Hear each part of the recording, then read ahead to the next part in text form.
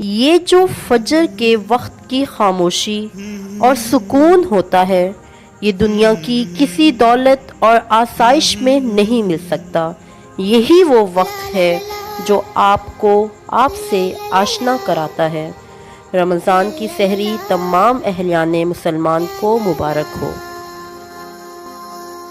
طعم الدنيا اتغير، فرحة قلبي بتكبر، وبطلتك بتغير، ما أحلك يا رمضان. أنا دايما بستنى، على قلبي ما أغلى، يا رب بلغنا طول ريحته طلت رمضان. رمضان ده حياتي، شمعة لمماتي، يا رب دعاتي تقبلها عطول. رمضان ده رحمة من ربنا، نعمة بيحل حياتنا ويفرشها.